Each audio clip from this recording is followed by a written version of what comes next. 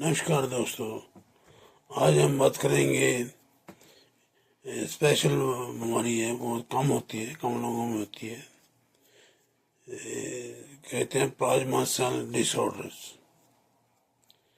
तो इसमें क्या होता है,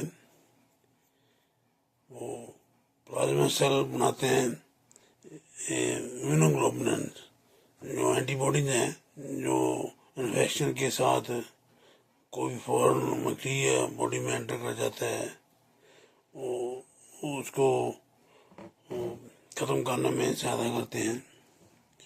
वो इम्यूनोग्लोबुलिन बनाते हैं।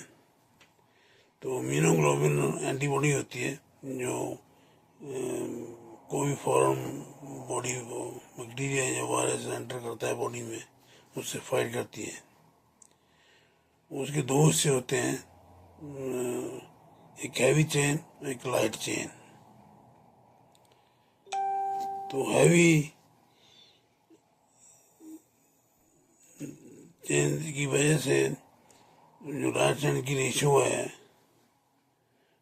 वो लाइट चेन ज़्यादा बनने लगती हैं।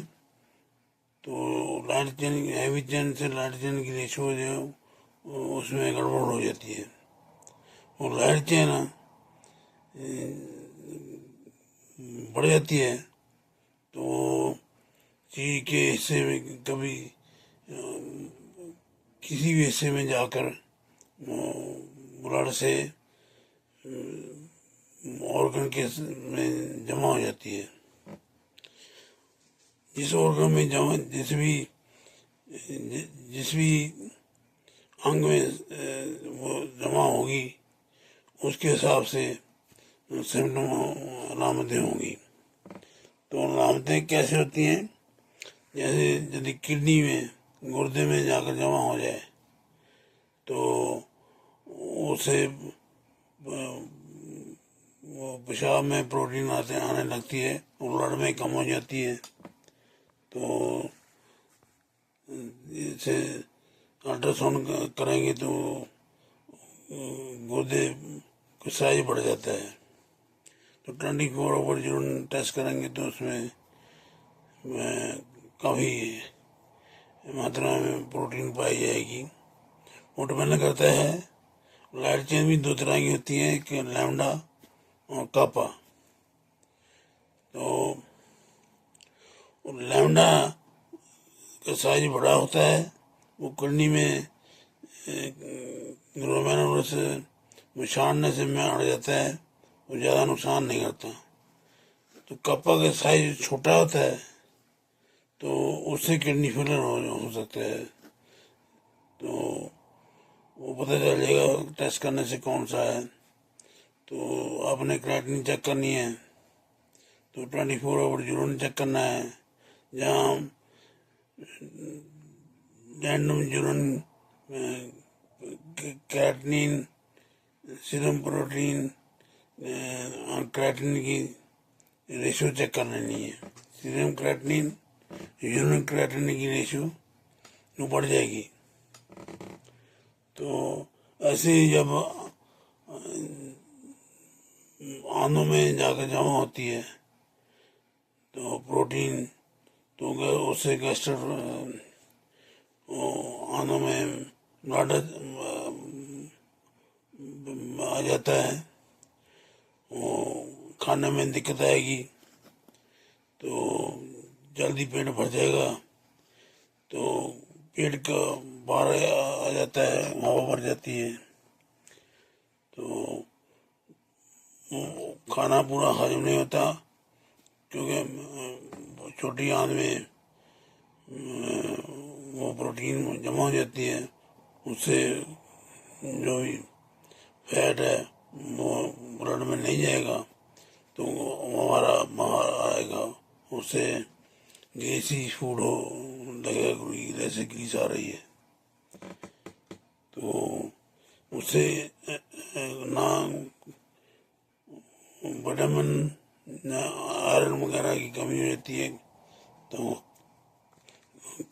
कमी हो जाएगी खून में, एनीमिया हो जाएगा। तो ल्यूमन वगैरह भी नहीं जाएगा खून में तो उससे एल्ब्यूमिन घट जाएगी, तो गैस्ट्रिक एम्पटिंग टाइम डिले हो जाएगा, तो बैक्टीरिया की ग्रोथ छोटी आंत में बढ़ जाएगी।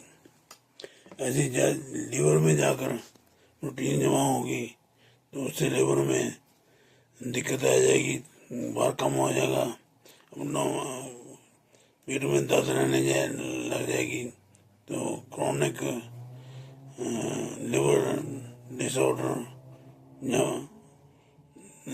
पोर्टल हाइपरटेंशन, ब्लड प्रेशर बढ़ जाएगा। तो जैसे बाइल एसिड पैदा होंगे वो अच्छी तरह से नहीं जाएंगे, जिगर का और स्प्लीन का साइज बढ़ जाएगा। ऐसे ही न्यूरोलॉजिकल सिस्टम हो जाते हैं, नाड़ियों में ये जमा हो जाएगी प्रोटीन, जिससे वो अच्छी तरह से काम नहीं करेंगी, तो उससे नमनेस वगैरह आ जाएगी लातों में, पाँव में, और ऑटोनोमिक नर्वस सिस्टम है उससे ब्लड प्रेशर कम हो जाएगा, तो डायरिया वगैरह हो सकता है। तो उसमें कार्पल टनल सिंड्रोम या इसमें किसी भी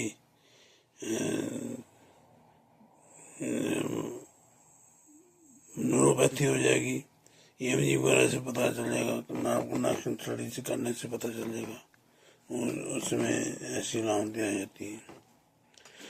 तो कार्डिक जब दिल में जाकर जमा होगी तो चेस्ट पेन हो सकती है, तो सांस चढ़ने लग जाएगा, तो ECG करेंगे तो लो वोल्टेज आ जाएगी, या नर्व कंडक्शन स्टडी उससे रिदमिया हो जाएगा। तो जब आप एको वगैरह कराएंगे तो उसे मेडिकल का साइज बड़ा हुआ होगा, तो कार्डियोमायोपैथी हो जाएगी, दिल पूरी तरह से काम नहीं करेगा, तो हार्ट फेल हो जाएगा, जिससे रिएक्शन फ्रैक्शन वगैरह बनी रहती है, लेकिन पूरी तरह से खून को सर्कुलेट नहीं, खून को बाहर आने में दिक्कत आएगी, तो रिदमिया हो सकता है।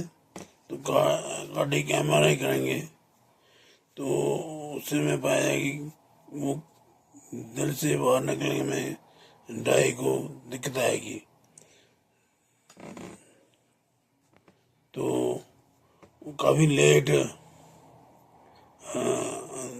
देखेगा दिल उससे, तो ऐसे खून में दिक्कत आ जाएगी, फैक्टर 10 की डेफिशिएंसी आ जाएगी, PTT चेक करेंगे तो बड़ा होगा, तो वो लिवर में मरते हैं, जब लिवर में जमा हो जाएगी तो उससे दिक्कत आ जाएगी ब्लड में, तो ब्लड वेसल की में वाल में जमा आएगी जी, तो उससे जो ब्लड वेसल हैं उनकी नाड़ियाँ हैं वो फ्रेजाइल हो जाएंगी, आसानी से टूट जाएंगी, उससे आपको सिम्टम वगैरह आ सकते हैं, चमड़ी के नीचे खून बगने लग जाएगा, उससे आँखों के इर्द गिर्द होगा, तो उसको रेटिना आई कहते हैं।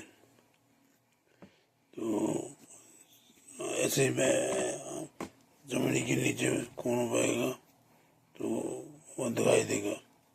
तो ऐसे ही मस्कुल स्केलेटल सिस्टम है, उससे उसमें जमा हो जाएगा प्रोटीन, तो ऐसे टंग में जमा हो जाएगा तो उसको हम मैक्रोग्लोसिया कहते हैं, और टंग का जीभ, उसको पेशेंट को बोलो जीभ निकालो वहाँ, वो उसका साइज बड़ा होगा।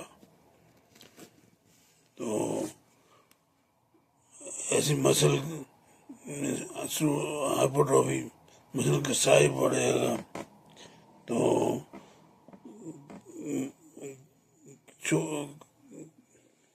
शोल्डर में स्वेलिंग आ जाती है, उसको हम पैड बोलते हैं, शोल्डर पैड, आर्थराइटिस।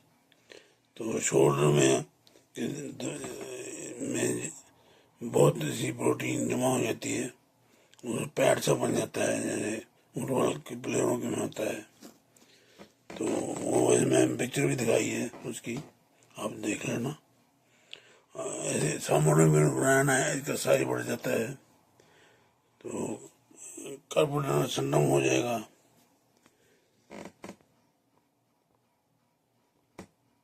तो ये सारी हैं अलामतें। तो इसका आप टेस्ट वगैरह से आपको पता चलेगा, पेशेंट के पूछने से सारा कुछ पता चल जाएगा। तो इसमें टेस्ट कौन से करने हैं? टेस्ट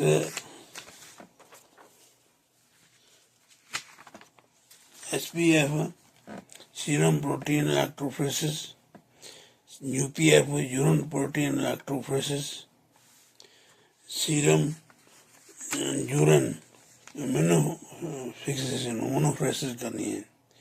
ये सीरम की भी यूरिन की भी इम्यूनोफिक्सेशन, उसको इम्यूनोफोरेसिस बोलते हैं।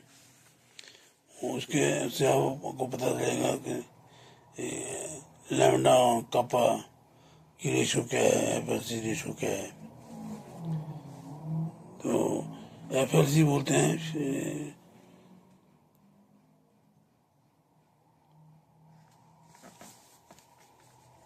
Light chain, free light chain ratio. तो वो यदि कम यदि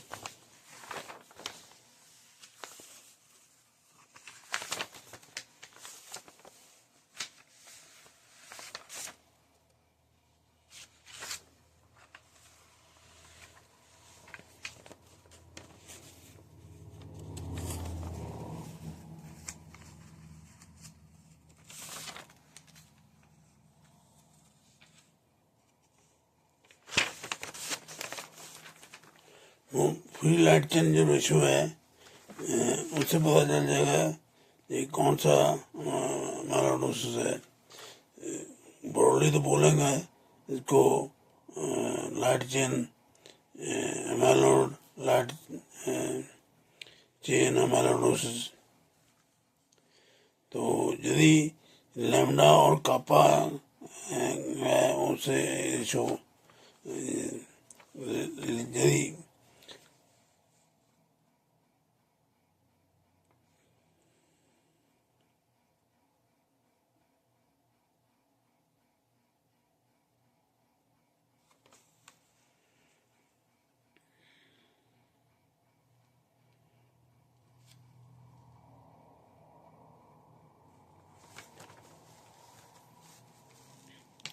यदि कपा ज़्यादा है, उससे रेशो बढ़ जाएगी। कपा और लैम्डा, यदि कपा ज़्यादा है तो उससे रेशो बढ़ जाएगी, यदि लैम्डा ज़्यादा है तो रेशो कम हो जाएगी। यदि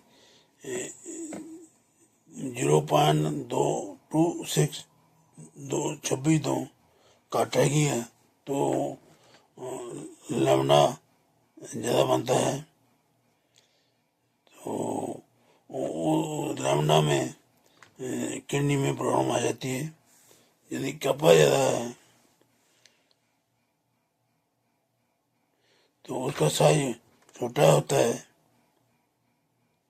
तो वो ग्लोमेरुलस किडनी में से पास कर जाता है, उसके उससे दिक्कत आ जाती है, तो उसमें रेशो बड़ी ज़्यादा होगी। यदि ये रेशो 1.65 से ज़्यादा है तो उसको कपा माइलोडोसिस बोलते हैं। तो नॉर्मल रेशो होती है 0.26 से लेकर 1.65 तक, जो ये नॉर्मल होती है। तो यदि कम हो तो वो भी माइलोडोसिस होती है, ज़्यादा हो तो वो भी माइलोडोसिस होती है।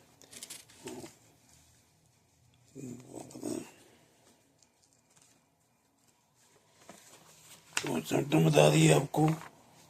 तो टेस्ट वगैरह कराने हैं।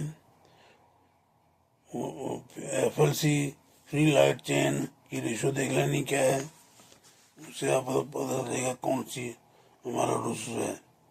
तो बोन मैरो बायोप्सी करनी है, उसमें प्लाज्मा सेल का पता चलेगा को मल्टीपल मायलोमा तो नहीं है। तो इमेजिंग करनी है, MRI वगैरह, कार्डियक MRI करनी है, उससे दिल में कितनी नोज है वो पता चलेगा। और इकोकार्डियोग्राफी कर लेनी है, ECG कर लेनी है। तो BNP टेस्ट करना है और सीरियम ट्रोपोनिन टेस्ट करना है। तो यूरिन में 24 आवर यूरिन देख लो और यूरिन क्रिएटिनिन रेशो चेक करानी है। ब्लड में CBC पे डेफ करनी है, देख लेना अनीमिया है कि नहीं। तो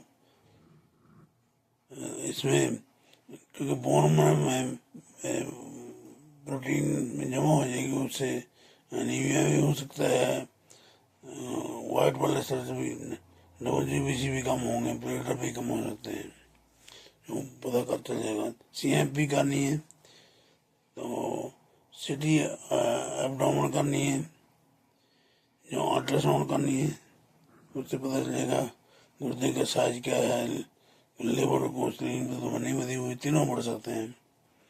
तो PTPTD टेस्ट कर लेना है, इफेक्टिव टर्न टेस्ट कर लेना है। तो यदि अकेली चमड़ी की बीमारियां हैं, उसमें चमड़ी में जमा होता है प्रोटीन, तो अकेली चमड़ी की बीमारी है तो उसमें कोई दवाई नहीं खानी है, उसमें प्रोग्नोसिस बढ़िया होता है। तो यदि कोई हार्ट की इन्वॉल्वमेंट नहीं है, गुर्दे की इन्वॉल्वमेंट नहीं है, तो उन पर असर नहीं हुआ, कभी अकेली चमड़ी में ही है, तो उसको आपने फॉलो कर लेना है। तो हर थोड़ी देर बाद एको करिए नहीं है, तो यूरिन प्रोटीन चेक करिए नहीं है। तो जब उनकी नॉर्मल हो जाए तो तब दवाई शुरू करनी है। तो सबसे पहले देखना है कि पेशेंट बोन मैरो ट्रांसप्लांट के लिए कैंडिडेट है कि नहीं। तो यदि आपको टेस्ट करने के बाद मुझे पता चल जाता है कि एडवांस्ड कार्डियक डिजीज है, तो एको करने से इंजेक्शन वेक्शन का पता चलेगा। एडवांस ना हो, तो यदि चलने में दिक्कत आती है, सांस बहुत चढ़ता है, तो एडवांस होगा। तो और किडनी के टेस्ट कराने से पता चलेगा कि नोमोडिक रेंज 4 ग्राम से ज़्यादा प्रोटीन तो निकलने नहीं, तो स्टेज 4 किडनी डिजीज होगी। तो और यदि फ्यूजन भी साथ में होता है, फेफड़ों में इर्द गिर्द पानी भर जाता है। जो 3 कंडीशनें हैं उनमें से एक भी हो तो उनके लिए फिट नहीं होते। तो यदि फोन मैनो के फिट नहीं होता है, उसका इलाज आपने जैसे मल्टीपल मायलोमा का इलाज करना है, वही दवाइयाँ देनी है माइलोडोसिस के लिए। तो कंफर्म कैसे करना है बीमारी है, तो वो यदि फैट बायोप्सी करनी है, वो इजीली एक्सेसिबल है। एब्डोमिनल चमड़ी के नीचे फैट लेकर उसको टेस्ट करना है, स्लाइड बनाकर। वो कॉन्ग्रुएंट स्कैन होती है, उसमें उसे सेंड करने से वो हरा हरा सा दिखने लग जाएगा जो हमारा प्रोटीन है। तो वाइट प्रोटीन ग्रीन चमक जाता है, तो उससे पता चलेगा हमारा से। तो कन्फर्म उसे करना है। यदि गुर्दे में वापसी करानी है, नोट रंगने प्रोटीन के लिए है, तो वापसी करानी है, तो वैसे करने की जरूरत नहीं होती। तो इलाज कैसे करते हैं? तो BLD बोलते हैं, BLD बी से मतलब है बोटेजोम है, तो ब्रूजू BRUZEZU और बेलकेन BELC